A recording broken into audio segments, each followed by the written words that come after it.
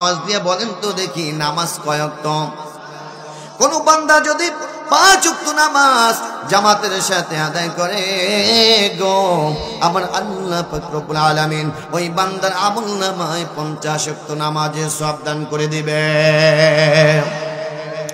আল্লাহ নবী বিশ্বনবী রাহমাতুল লিল আলামিন যেদিনকে মেরাজে যায়, মেরাজে যাওয়ার পরে জান্নাত ভ্রমণ করেছে, জাহান্নাম ভ্রমণ করেছে।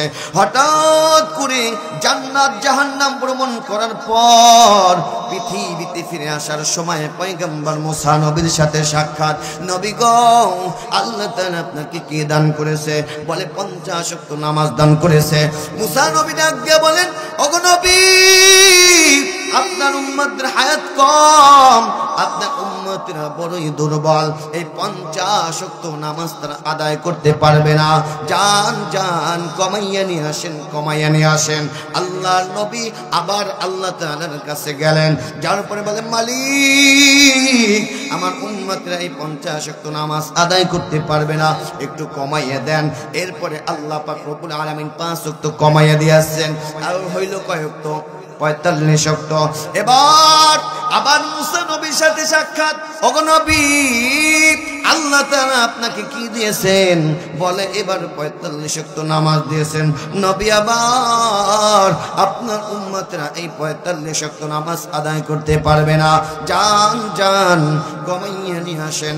কমাইতে কমাইতে কমাইতে কমাইতে 5 ওয়াক্ত নিয়ে এসেছেন। নবীর আমার মনটা খারাপ। আল্লাহ পাক রব্বুল আলামিন আমার উম্মতদেরকে 50 ওয়াক্ত নামাজ দান করেছেন। আমার উম্মতরা যদি 50 ওয়াক্ত নামাজ জামাতের সাথে আদায় করত গো, তাদের আমলনামায় 50 ওয়াক্তের সওয়াবই লেখা হতো। আমার উম্মতের হায়াত কম, অন্য অন্য নবীদের হায়াত ছিল অনেক বেশি, তারা বেশি বেশি হায়াত পাইয়া বেশি বেশি নেক আমল করত। আমার উম্মতের হায়াত কম, এই কম হায়াতের ভিতরে তারা এই পরিমাণ নেক আমল কিভাবে করবে চিন্তা করতেছেন, চিন্তা করতেছেন।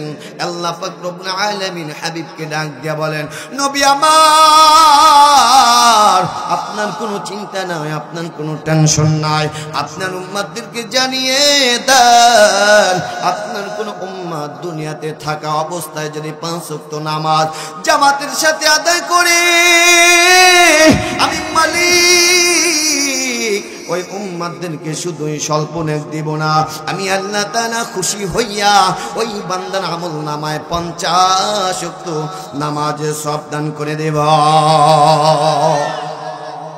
শুধু তাই না নবী আমার, আপনার উম্মতদের হায়াত কম, তাদের অল্প হায়াতের ভিতরে আমি আল্লাহ পাক রব্বুল আলামিন বরকত দান করব অনেক বেশি। আপনার উম্মতেরা যদি এশারের নামাজ জামাতের সাথে আদায় করে ঘুমায়,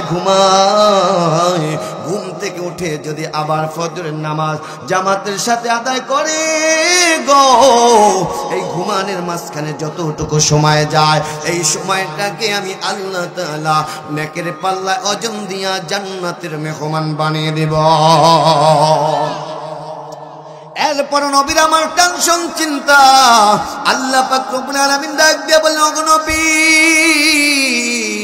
আপনার কোনো চিন্তা নাই, আপনার কোনো টেনশন নাই।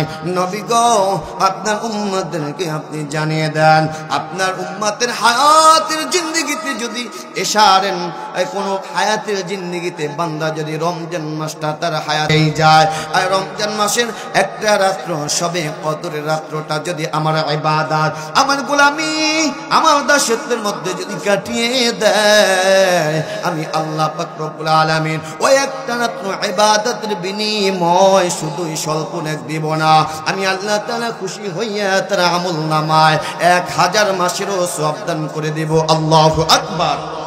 আরো জোরে বলি আল্লাহু আকবার। তাহলে নামাজ পড়তে হবে বলেন তো দেখি কয় ওয়াক্ত?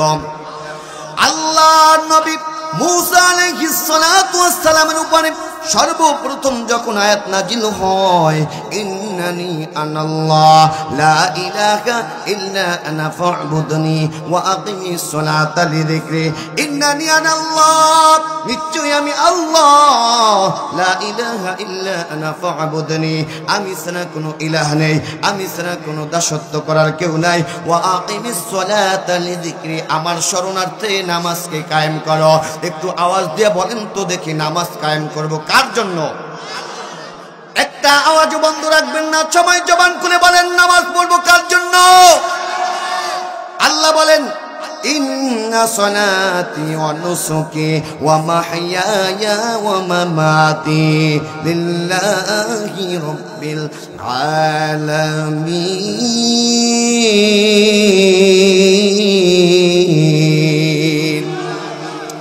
বান্দা তোমার নামাজ তোমার কুরবানি তোমার বেঁচে থাকা তোমার হায়াত মওয়াত কার জন্য আরো জোরে বলেন তাহলে নামাজ হবে আল্লাহর জন্য ওরে মুমিন যারা নামাজ পড়ো না মা বোনেরা যারা নামাজ আদায় করো না তারা ভালো করে শুনে না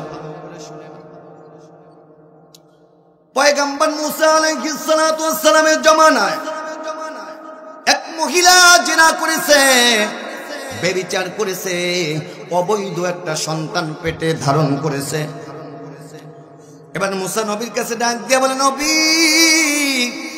আমি জিনা করেছি বেবিচার করেছি অবৈধ একটা সন্তান পেটে ধারণ করেছি এই সন্তানটা দুনিয়াতে ভূমিষ্ঠ হওয়ার পর আমি মা আসার দিয়ে দুনিয়া থেকে বিদায় করে দিয়েছি মুসা নবী গো আপনি একটু বলেন আল্লাহ তাআলা আমাকে ক্ষমা করবেন কিনা মাফ করবেন কিনা মুসা আলাইহিস সালাতু ওয়াস সালাম ডাক দিয়ে বলেন মহিলা যাও যাও চলে যাও আল্লাহ পাক রব্বুল আলামিন তোমাকে ক্ষমা করবেন না মাফ করবেন না কেন না এক তুমি জিনা করেছো দ্বিতীয়ত অপরাধ করেছো তুমি অবৈধ একটা জারজ সন্তান পেটে ধারণ করেছো তৃতীয়ত অপশন হচ্ছে তুমি একটা জীবন্ত শিশু সন্তানকে তুমি আছাড় দিয়ে মেরে ফেলেছো আল্লাহ তাআলা তোমাকে মাফ করবেন না ক্ষমা করবেন না মুসা নবী এই কথা বলার সঙ্গে সঙ্গে মহিলা চোখের পানি ছেড়ে দিয়া কান্না করে আর ডাক দিয়া বলে আল্লাহ এই শরীরতে তুমি জাহান্নামে যাওয়ার জন্যই মনে হয় বানাইছো আয় আল্লাহ আমার তো জাহান্নাম ছাড়া উপায় নাই কান্না করতেছে সঙ্গে সঙ্গে আল্লাহ পাক রব্বুল আলামিন জিব্রাইলকে ডাক দিয়ে বলেন জিব্রাইল যাও যাও পয়গম্বর মুসা আলাইহিস সালাতু ওয়াস সালামকে জানিয়ে দাও এই মহিলার চাইতে পাপিষ্ট মহিলা তারা সুস্থ থাকার পরেও নামাজ পড়ে না যারা তাহলে সুস্থ থাকার পরেও নামাজ না পড়া জিনা করা চাইতো তারা পাপিষ্ট কথা বলেন ঠিক কিনা সুস্থ থাকার পরেও নামাজ না পড়া অবৈধ একটা জারজ সন্তান পেটে ধারণ করা চাইতো তারা পাপিষ্ট সুস্থ থাকার পরেও নামাজ না পড়া একটা জীবন্ত মানুষকে হত্যা করা চাইতো তারা পাপিষ্ট এই জন্য যুবক ভাই ও বৃদ্ধ বাবাজিরা এই যৌবনকালটা কিন্তু চিরস্থায়ী নয় চিরস্থায়ী যৌবন কিন্তু ধরে রাখা যায় না যৌবন কারোর জন্য অপেক্ষা করে না যৌবন সময়ের অপেক্ষা করে না এর যুবক আসার কিন্তু দুনিয়াতে একটা সিরিয়াল আছে যাবার কিন্তু কোনো সিরিয়াল নাই আসার সময় আগে দাদা আসে তারপরে বাবা আসে তারপরে তুমি সন্তান যাবার সময় দাদার সামনে নাতি দুনিয়া থেকে বিদায় হয় বাবার সামনে সন্তান দুনিয়া থেকে বিদায় হয় কথা বলেন ঠিক কিনা এই জন্য যুবকদেরকে আদা করাতে চাই কে কে আছো 5 ওয়াক্ত নামাজ আদায় করবা কে কে আছো যুবকরা 5 ওয়াক্ত নামাজ আদায় করবা কে কে আছো নারায়ে তাকবীর নামাজ পড়বো কয় ওয়াক্ত আরো জোরে বলি কয় ওয়াক্ত আল্লাহ পাক রব্বুল আলামিন আমাদের সকলকে 5 ওয়াক্ত নামাজ সঠিকভাবে আদায় করার তৌফিক দান করুক সকলে বলি আমিন